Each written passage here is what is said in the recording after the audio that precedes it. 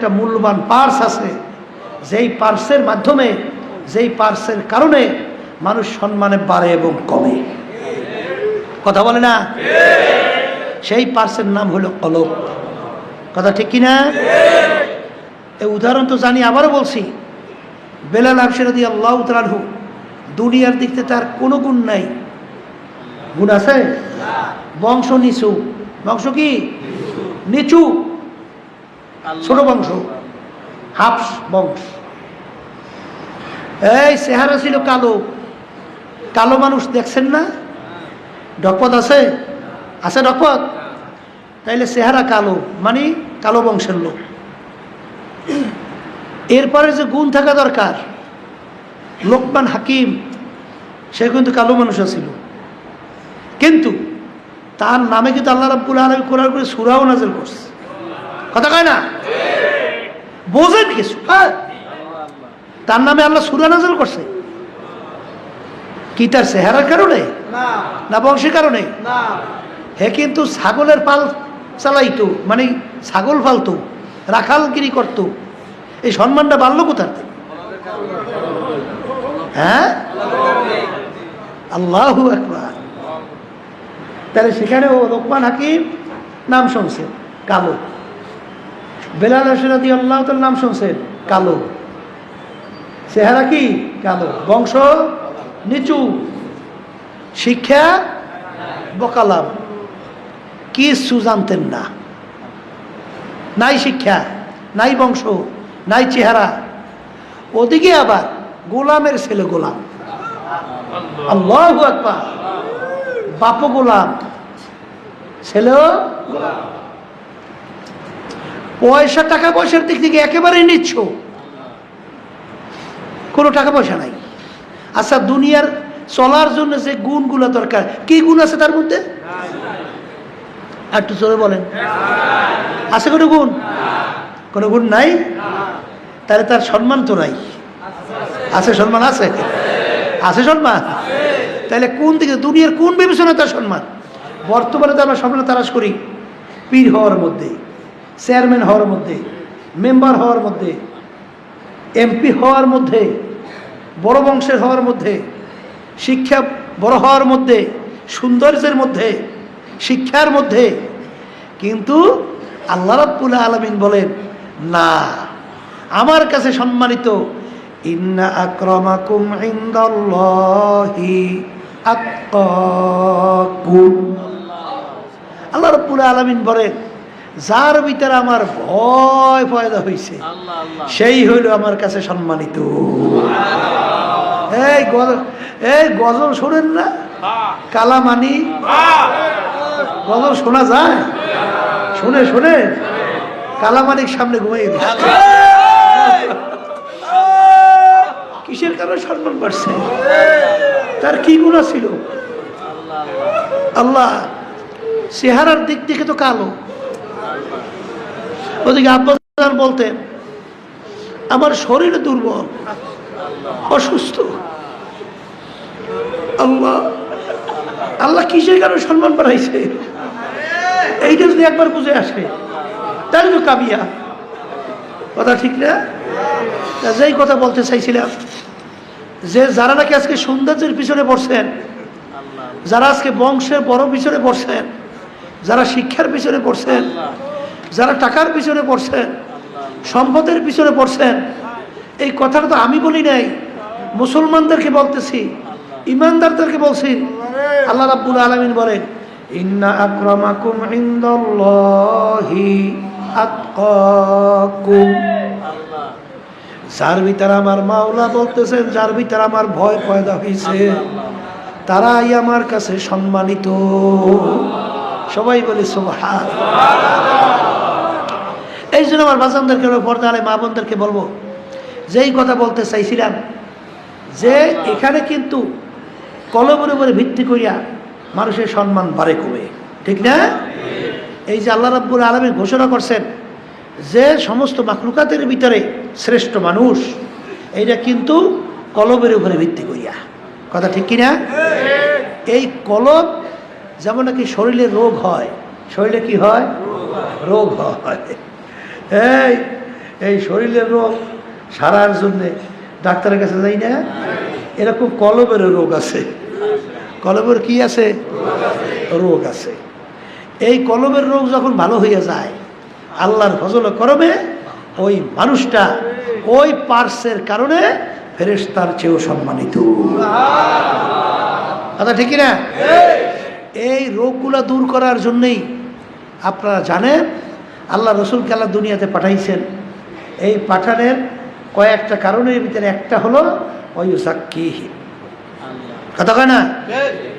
এই ইয়াতলু আলাইহিম এই আয়াতিহি ওয়ুযাক্কিহি হুয়াল্লাযী বাআসা ফিল উম্মিয়িনা রাসূলাম মিনহুম ইয়াতলু আলাইহিম আয়াতিহি ওয়ুযাক্কিহিম ওয়ুআল্লিমুহুমুল কিতাবা ওয়াল হিকমা। পাঠানোর কারণের ভিতরে একটা কারণ হলো আল্লাহ রাব্বুল আলামিন তার রাসূলকে দুনিয়াতে পাঠাইছেন তার উম্মতদের আত্মশুদ্ধি করাইবে। কি করাইবে? এই আত্মশুদ্ধি করাইবে অর্থ কি? আত্মশুদ্ধি এই মানুষের সম্মান নির্ভর করে যে বাড়ে এবং কমার মধ্যে। এখন কলবের রোগগুলা দূর করতে হবে। কথা ঠিক কিনা? এই কলবের রোগ কি এইটা আমাদের জানা লাগবে, চিহ্নিত করতে হবে।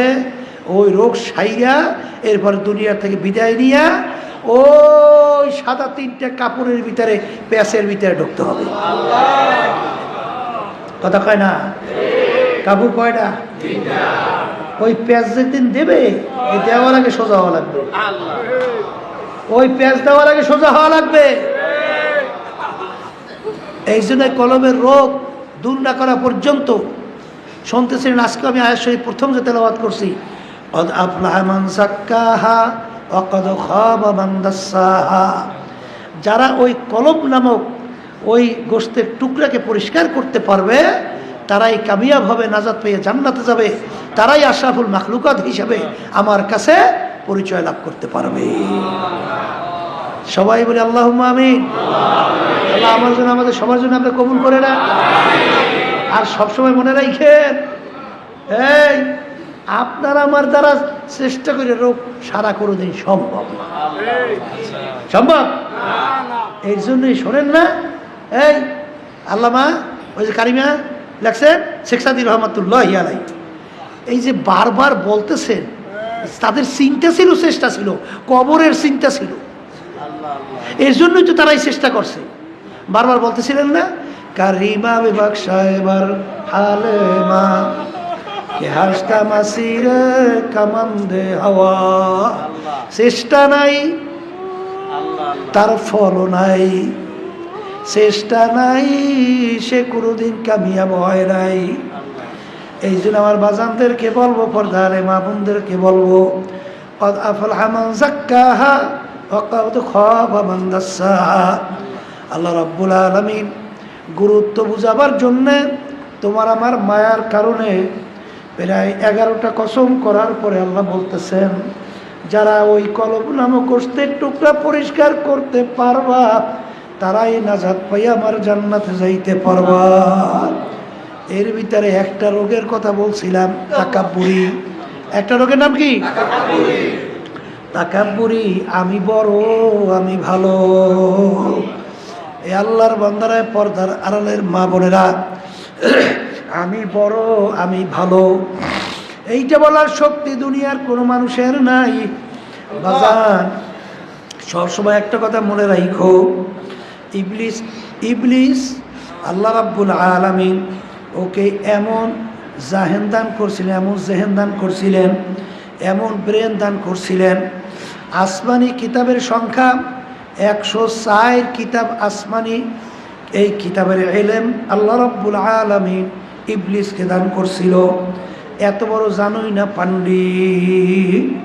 বাজান শোনেন নাই যে এমন কোনো জমিনের জায়গা নাই যেই জায়গায় ইবলিস সেজদা দেয় নাই। এর অর্থ কি? বড় আবেদ ছিল ইবলিস। এমনকি মুআল্লিমুল মালাইকা উপাধি পর্যন্ত পৌঁছে যাওয়ার কায়দায় পৌঁছে গেল। আল্লাহর সম্মানিত, কিন্তু ওর ভিতরে একটা রোগ ছিল। একটা রোগ। কয়টা রোগ? এই বাহ্যিক দৃষ্টিতে দৃশ্যমান একটা রূপ। আল্লাহ যখন বলল ইবলিস আদমকে সেজদা কর, সেজদা তো করেই নাই, বরঞ্চ যুক্তি দেওয়া শুরু করছে। এক শ্রেণীর বর্তমান পোলাফান, এক শ্রেণীর মানুষ দেখা যায়, এরা মুরব্বীদের সঙ্গে তর্ক করে, বিভিন্ন সময় যুক্তি দেয়, আছে না নাই? এই বেটা, মুরব্বীরা বুঝে শুনি তারা হুকুম করছে, এত বুঝতে যায় সে তো চালাক হইস না। যেটা চালাক হইবে ওরা কোনোদিন তার গন্তব্যে লক্ষ্যে পৌঁছতে পারে না, কোনোদিন না। কথা বোঝেন নাই? ওই যে শুনছেন হাজী তোফাজ্জল সাহেব রহমতুল্লাহ আলাই, হোসেন স্প্রিং এর মালিক, আল্লাহু আকবার, মুন্সিগঞ্জ, তিনি নির্বাচন চলাকালীন সময় ইন্তেকাল করছেন। নির্বাচনে ইসলামের পক্ষে প্রার্থী হয়েছিল। সাংবাদিকরা পরে প্রশ্ন করছিল যে আপনি নির্বাচনে তার হয়েছেন কেন? তখন বলছিল কয়েকটা কারণ। একটা কারণ হলো আল্লাহর কুতুবের নাম উল্লেখ করে বলেন, হুজুর বলছেন হাজী সাহেব ইসলামের পক্ষে দাঁড়াই থাকেন। হুজুর বলছেন ইসলামের পক্ষে দাঁড়াই থাকেন, কি হইবে তা আমি জানি না, আমি ইসলামের পক্ষে দাঁড়াই হয়েছি। আর একটা কি জানি, এটা আমার পুরো স্মরণ নেই, দুইটা না জানি কয়টা কথা। ওই নির্বাচন চলাকালীন সময় তিনি যেটা শুনছিলাম, যেটা মনে পড়তেছে, ওই স্টেজেই তিনি ইন্তেকাল করছে, মানে স্টক করছে। পরবর্তী দুনিয়া থেকে বিদায় নিয়ে কবরে গেল। জানি না কি হয়েছে, 4 বছর না কত বছর পরে যখন তার কবর ভেঙে গেছে, তাকে কাপড়ের সবর, কাপড় সহ দেশে লাশ তাজা করে দিয়েছে। কি হইবে জানি না। হুজুর বলছেন ইসলামের পক্ষে দাঁড়াই থাকো। এখনো শোনা যায় কিছু চরমনায়ের মুজাহিদ দাবি কইরা এখনো বিভিন্ন ধরনের যুক্তি দেয়, আছে না? আল্লাহর সংখ্যা কম, কিন্তু তারপর আমাদের এটা আফসোস না, এ আল্লাহর বান্দারা এত যুক্তি, এত বুদ্ধি, এই সব জায়গায় বুদ্ধি চলে মেয়া? হ্যাঁ, ওই ইঞ্জিনিয়ার বুদ্ধি সব জায়গায় চলে না মেয়া, চলে না।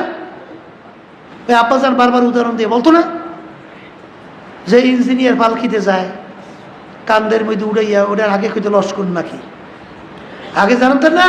ওই যে পালকিতে চলতো, এখন সামনে খাল বাজছে, খাল, এখন ওই লস্কর যারা কান্দে ওই পালকি নিয়ে যায়, বলে ইঞ্জিনিয়ার সাহেব স্যার নামা লাগবে, সামনে খাল, খাল বোঝেন তো, এই নালে পালকি ডুববে।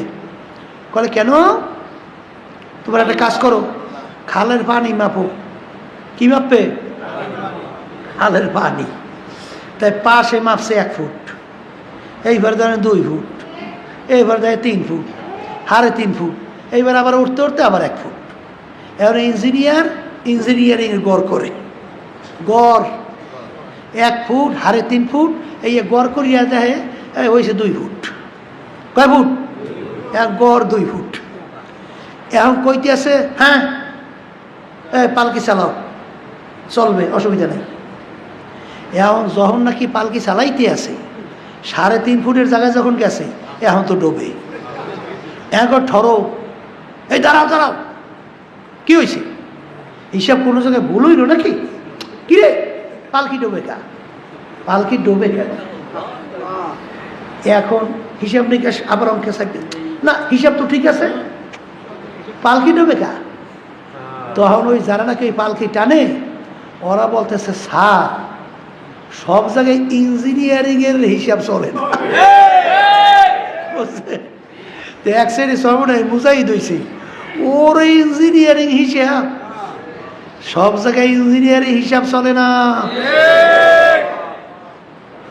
মুরিদ হওয়ার সময় চিন্তা করিল, মুরিদ হওয়ার পর অত চিন্তা মিন্তা নাই, যত করবো শরীয়তের বিরোধী না হবে ওইখানে চালাকি চলবে না। চালাকি করছে তো ধ্বংস, এইটাই হলো ইতিহাস, ঠিক না? এই জন্য সব জায়গায় চালাকি চলে না। ইবলিস চালাকি করছে, ইবলিস কি করছে? চালাকি করছে। চালাকি করে ইবলিস বলতে আছে যে আনা খায়রুম মিনহু খলাকতানি মিন নার ওয়া খলাকতাহু মিন তিন, আনা খায়রুম মিনহু খলাকতানি মিন নার وخلقته من طين রব্বুল আলামিন আমাকে বানাইছেন আগুন। ওই যে কথা বলছিলাম, কথা কয় না? আগুন সম্মান বেশি, গতি উপরে। আর আদমকে বানাইছেন মাটি। আমার চেয়ে আদমের সম্মানের চেয়ে আমার সম্মান বেশি। আমি আদমকে সেজদা করব কেন? কি দেখা দৃষ্টিতে যুক্তি ঠিক আছে না? কথা কয় না? ঠিক আছে না? কিন্তু যুক্তিটা কার সঙ্গে? আহকামুল হাকিমিন রব্বুল আলামিন, আল্লাহর সঙ্গে যুক্তি দেয়। আল্লাহ রব্বুল আলামিন গোসা হয়ে গেছে। গোসাল ওরে খবিস, তোর এত বড় সাহস, তুই আমার হুকুম তো মানলেই না, আমার সঙ্গে যুক্তি দাও। এ বেয়াদব বের হ, লান্নতের তপ চিরতরে গলার মধ্যে পড়াই গেছে। বের হ বেয়াদব বের হ, চিরতরে জাহান্নামের হুকুম, বেহেশত থেকে নাম কাটা। চিরতরে জাহান্নামের হুকুম হয়ে গেছে। দোষ কয়টা? একটা। আনা খায়রুম মিনহু খালাকতানি মিন নার ওয়া খালাকতাহু মিন তিন। আমাকে বানাইছেন আগুন দিয়া, আদমকে মাটি। আগুনের গতি ঊর্ধ্বে, মাটির গতি নিম্নে। যার গতি ঊর্ধ্বে সম্মান বেশি, উচিত ছিল আদম আমাকে সেজদা করবে। আমি কেন আদমকে সেজদা করব? একেবারে চিরতরে জাহান্নামের হুকুম। কথা ঠিক না বেঠিক? এ আল্লাহর বান্দারা, পর্দা আলে মা বোনেরা, এইটা একটা কলবের সবচেয়ে বড় রোগ। কলবের বড় রোগ এইটা, কিন্তু কলব থেকে দূর করা লাগবে। সবসময় মনকে বুঝানো, রে মন, নবীরা ছাড়া, নবীরা ছাড়া এই নিষ্পাপ, এইটা বলার শক্তি কারো আছে? কারণ কি তা জানেন? নবী রাসূলুল্লাহ আল্লাহর ডাইরেক্ট জুরিডিকশনের ভিতরে নিয়ন্ত্রিত ছিল। কথা কয় না? আপনার আমি কি আমার মালিকের ডাইরেক্ট জুরিডিকশন নিয়ন্ত্রণে? হ্যাঁ, আমাদেরকে এখতিয়ার দিয়েছে না? কি দেশে কি দেয় নাই? তাহলে বোঝা গেল যে নবীরা ছাড়া কেউ কিন্তু আমরা নিষ্পাপ না। বলেন, নবীরা ছাড়া কেউই আমরা নিষ্পাপ না। কথা ঠিক কিনা? এটা কিন্তু আমি বলি না, আল্লাহ রাসূল সাল্লাল্লাহু আলাইহি ওয়াসাল্লাম বলছেন। আল্লাহ রাসূল কি বলছেন? কুল্লুকুম খাত্তাউন, তোমরা সবাই গুনাহগার। গুনাহগার ছাড়া কেউ নাই। কিন্তু কেউ মনে করেন না আমি পৌত পবিত্র, কেউ মনে করেন না, সবাই গুনাহগার। গুনাহ মাফ হইছে, সার্টিফিকেট কেউ পাইছি? একটা গুনাহের বিনিময়ে জাহান্নামের শিকল হাতে পায়ে লাগতে পারে? পারে। আচ্ছা, তাইলে আমি ভালো, আমি বড়, আমি অমুক, আমি তমুক সমুক, এইটা বলার শক্তি কারো না আছে? এই জন্য আমার বাজানদেরকে বলবো যে সব সময় মনে রাখা লাগবে, এই কলবের যে রোগটা, আমি ভালো, আমি অমুকের চেয়ে ভালো, আমি অমুকের চেয়ে অমুক টমুক সমুক, এইটা কিন্তু একটা কলবের বড় রোগ। এইটা আল্লাহ মনে সহ্যই করে না, আল্লাহ সহ্যই করে না। ওই সশয় ঘটনা বলা হয়, শোনেন নাই? হ্যাঁ, ওই যে বড় বাঘ, মাঝে বাঘ আর পাতি শ্রীকাল একাত্রিত হয়ে শিকার করছে। শিকারও তিনটে পাইছে, গাধা, হরিণ, খরগোশ। বড় বাঘ বলতে আছে ভাগ কর। সীতা বাঘ চিন্তা করছে, স্বাদের গোস্ত কোনটা? হরিণের। ওইটা আমার ভাগে রাখা লাগবে। তাই ভাগে রাখতে হইলে পদ্ধতি বের করা লাগবে না? এখন এই পদ্ধতি, ওই যুক্তি তালাশ করে পদ্ধতি বের করছে। এখন বলতে আছেন মহারাজ, শরীর অনুযায়ী বন্টন। যার শরীর বড়, খাদ্য বড়, মেজো খাদ্য মেজো, ছোট খাদ্য ছোট। তাহলে গাদা বড়, ওইটা আপনার ভাগে। হরিণ মেজো, আমার শরীরে মেজো, ওইটা আমার ভাগে। পাতি শ্রীকাল ছোট, খরগোশ ছোট, ওইটা পাতি শ্রীকালের ভাগে। এই বন্টন শুই না বাঘ খুশি নেবে যায়। কারণ কি? সবচেয়ে গোশের ভিতরে হরিণের গোশ মজা না? বাঘের তো হরিণের গোশ খাইতে মন চায়, কিন্তু যখন দেখছে কৌশল কইয়া ওর ভাগে হরিণের গোশ রাখছে, মেজাজ গরম, মাথার রক্ত পায়, পায়ের রক্ত মাথায়, রাগ ওই হাত উঠাইয়া তেসে চিতাবাঘের গালের উপরে থাবা। বাঘের থাবা তো বলছে, থাবার চড়ে চিতাবাঘের চোখ বাইরিয়ে গেছে, এখন থরথর থরথর করে কাঁপতে আছে। এখন বাঘ বলতে আছে পাতি শ্রীকালকে, বাঘ কর। পাতি শ্রীকাল চিন্তা করছে এক থাবার চড়ে চোখ বেরিয়ে গেছে, আমি যদি বন্টনে বেকায়দা করি আর থাবা মারলে তো আমার রুহই থাকবে না। এখন বন্টন করতে আছে, মহারাজ আপনার ভোরের জন্য রাস্তা, আপনার ভোরের জন্য, আপনার জন্য ভোরের রাস্তা নাস্তা কি খরগোশ, আপনার দুপুরের খানা হরিণ, আপনার রাত্রের জন্য খানা গাধা। তেনোটা মহারাজের ভাগে বন্টন। মহারাজ ভাগে খুশি না বেজা, অল্প স্বল্প খুশি না, খুশিতে বাঘ বাঘ। এখন মহারাজ বলতেছে যে এত সুন্দর বন্টন তোরে শিখাইছে কে? তখন বলতেছে মহারাজ ওই থাবায় শিখাইছে, থাবায় আমাকে শিখাইছে।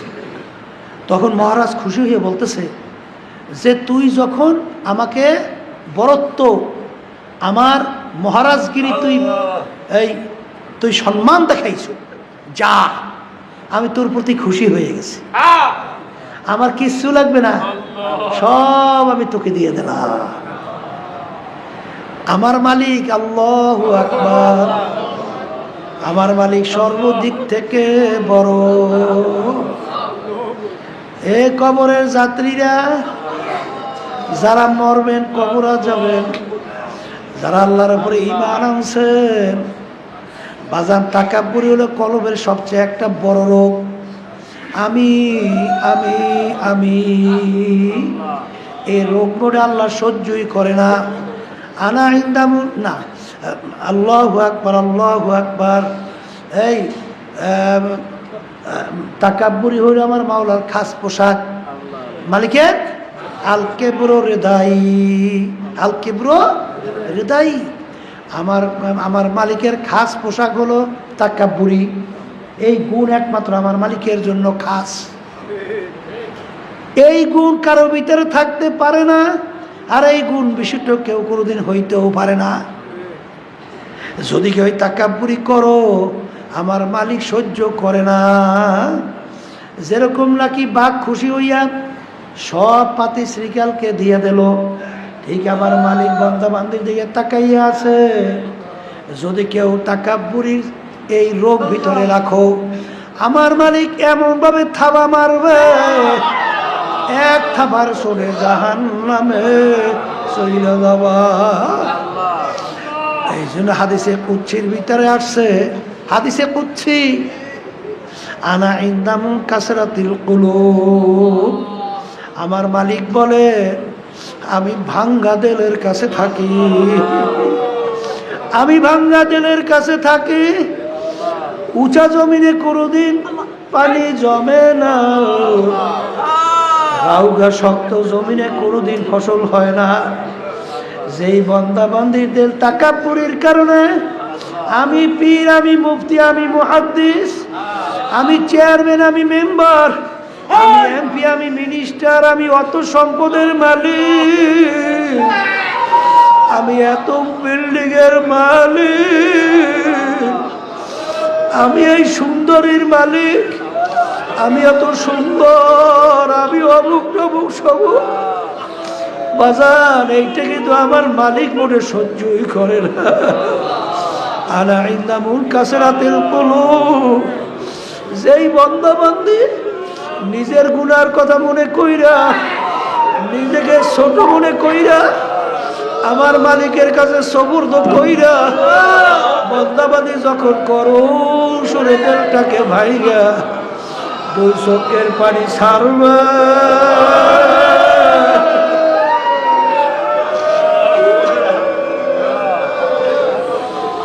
আর মালিকের দরবারে যখন বলবে আমার দয়ার মালিক,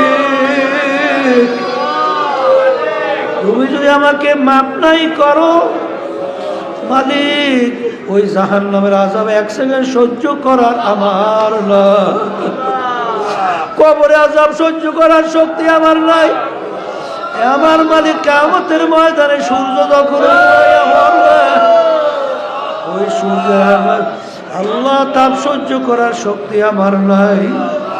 আল্লাহ আমাকে মাফ কইরা দেন। ইন্নাল্লাহ লা ইয়ানজুরু ইলা সুওয়ারিকুম ওয়া আ'মালিকুম ওয়ালাকিন ইয়ানজুরু ইলা নিয়াতিকুম ওয়া কুলুবিকুম আও কামা ক্বালা আলাইহিস সালাতু ওয়াস সালাম। আমার মালিক ভাঙ্গা দিলের কাছে থাকে। এ আল্লাহর বান্দারা, পর্দালে মা বোনেরা, বাজান আমি বইরা লাভ কি? বরঞ্চ আমার মালিকের রহমত থেকে বঞ্চিত হয়ে যাবা, বরঞ্চ শয়তানের খাসলা চরিত্র ভিতরে তৈরি হবে। এই জন্য আমার বাজানদেরকে বলবো, পর্দারে মা বোনদেরকে বলবো, যখন এরকম ভিতরে ভাব আসবে তখন নিজের গুনার কথা মনে কইরো। আমার মালিক, এই গুনাহ যদি আপনি আমাকে মাফ না করেন, এ আমার মালিক, তখন এই গুনার বিনিময়ে তুমি যদি আমাকে জাহান্নামের হুকুম দিয়া দাও। আমার মালিক, কুল্লামা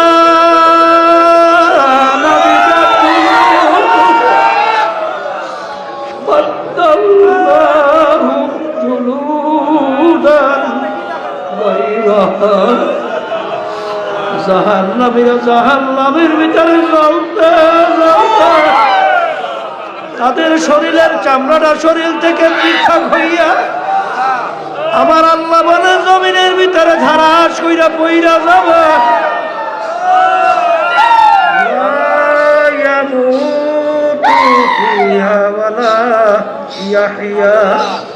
মানুষ বাঁচবেও না, মরবেও না। এই জন্য আমার বাজানদেরকে বলবো, পর্দারে মা বোনদেরকে বলবো, বরফির আব্দুল কাদের জিলানী রাহমাতুল্লাহ আলাইহি বাজান রাস্তা দিয়া যায়, কুকুরের জবান খুইলা গেল। কুকুর ডাক দিয়ে বলে, বড় বিশ্বাস হুজুর বলে আপনি ভালো না আমি কুকুর ভালো? বড় বিশ্বাস হুজুর বলেন, যদি বলে আমি ভালো তাহলে তো তার ভিতরে আনানিয়া চলে আসবে, আর যদি বলে কুকুর তুই ভালো তাহলে তো আমার তাহলে আল্লাহর কালামের উল্টাও হয়ে যাবে। তিনি বলতেছেন, কুকুর শোন, কিয়ামতের ময়দানে আমার মালিক যদি আমাকে মাফ কইরা দেয়, ও কুকুর তোর চেয়ে আমি অনেক ভালো। আর কিয়ামতের ময়দানে আমার মালিক যদি মাফ না করে, তুই আমার চেয়ে অনেক ভালো। এই জন্য আমার বাজানদেরকে বলবো, পর্দারে মা বোনদেরকে বলবো, আসলে তোমার আমার চিন্তাও নাই, চেষ্টাও নাই, চোখেও পানি নাই। বাজান এই ওমর ফারুক রাদিয়াল্লাহু তাআলা আনহু ইতিহাস পড়িয়া দেখো, আবু বকর সিদ্দিক রাদিয়াল্লাহু ইতিহাস পড়িয়া দেখেন, আলী রাদিয়াল্লাহু তাআলার ইতিহাস পড়িয়া দেখেন, আল্লাহর নবীর ইতিহাস পড়িয়া দেখেন।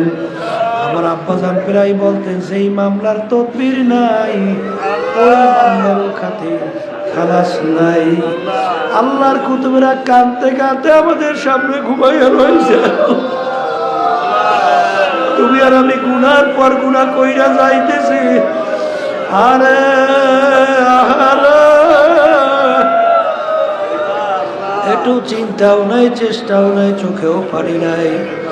রমজান মাস রহমতের মাস, আমার মালিক তাকাইয়া আছে। বন্দা বান্দি আমার মালিকের দরবার জেলটাকে ভাইগা নিজে অপরাধকে স্বীকার কইরা যদি করুণ সুরে ডাক দাও, হে আমার দয়ার মালিক,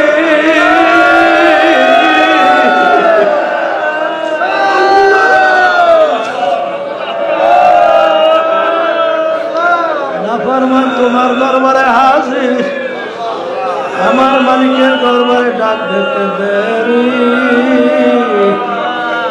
আমার মালিক মাফ করতে দেরি করবে না। বাজার রমজান মাস আমার মাওলা কিন্তু বেহেশতের দরজা সব খুইলা দিয়েছে, জাহান্নামের সমস্ত দরজাগুলো আটকাইয়া দিয়েছে, শয়তানকে বন্দী কইরা দিয়েছে। এই রমজান মাসের সুযোগ পাইয়া যারা গুনাহ মাফ করাইয়া দিতে পারবে না, তার ধ্বংস।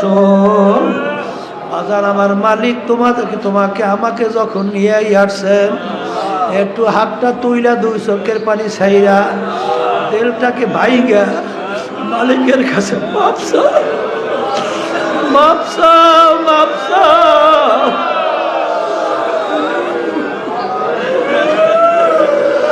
মাপ চাওয়ার মতো যদি চাইতে পারো, আমার মালিক মাহরুম করবে না।